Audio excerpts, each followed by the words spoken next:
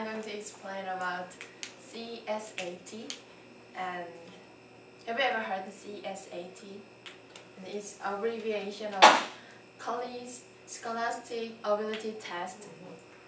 And usually we call 수학 능력 시험 or 수능 in Korean. Yeah, it's offered on second Thursday in November of every year, and it's really well known in South Korea to enter university like entrance exam. And at the time of the exam, government employees work later than ordinarily working time to prevent the traffic jam for students. And usually, as you know, we start preparing for it from elementary school or as early as we can, kindergarten or before. So many students feel like have a teenage depression or the high level or suicide about very extreme pressure. And as it's really connected to our life, like it's such a life or death exam for students. Yeah, so it's so strict and secure that these questions were not leaked since it was beginning in 1993. And as you know, it's really hard to make these questions, and it's really important exam for our life. So it is made by just chosen professors or teachers, and they are in hotel with black window. Not to leak these questions for about 30 days, and of course there is no communication each other.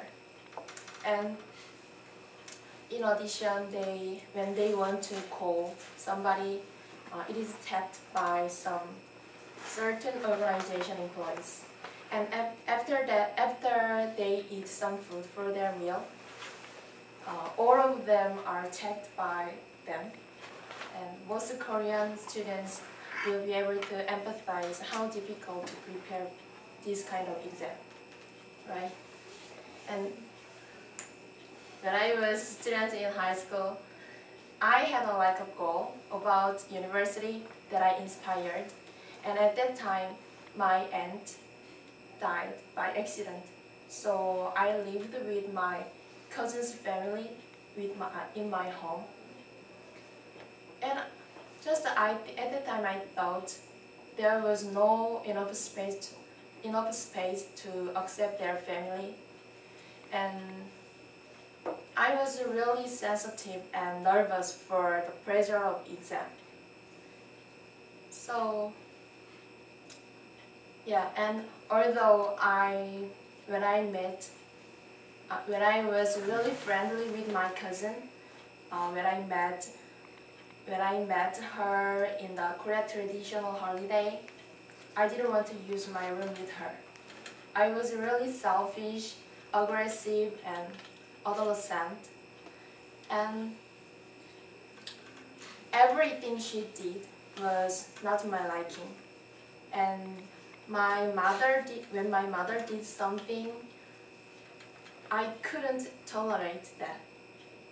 So I was jealous of what she did, and I was really great.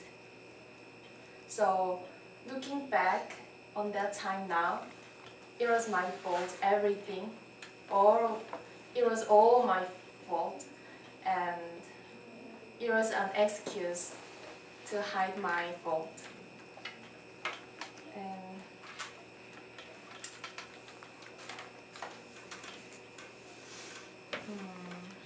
when I took an exam, I made a mistake by myself. But after coming back to home, just I put the blame on my cousin's family. Because of this situation that I lived with them, I couldn't concentrate on the studying, So yeah, I made a mistake. It was their fault. And so 2 months later, my cousin's family moved to another space, another apartment near my uncle's workplace. And I realized what I did, thought, and blamed on them. I felt really sorry and I felt really lonely. So, and last year my cousin had like this experience like me. So because I felt really sorry, I helped her and I gave some information about how to enter university like that, and I taught her like how to study what I was good at. And finally my cousin could enter the university that she wanted. And we are really good relationship each other now as a real sibling. And she follows me very well. I think more than the real sibling. And I also have a responsibility to take care of her. And what I want to say now, people usually blame on other people not to recognize their fault, like me. So people blame on them, look back and look around this situation and then think positive. Thank you for listening.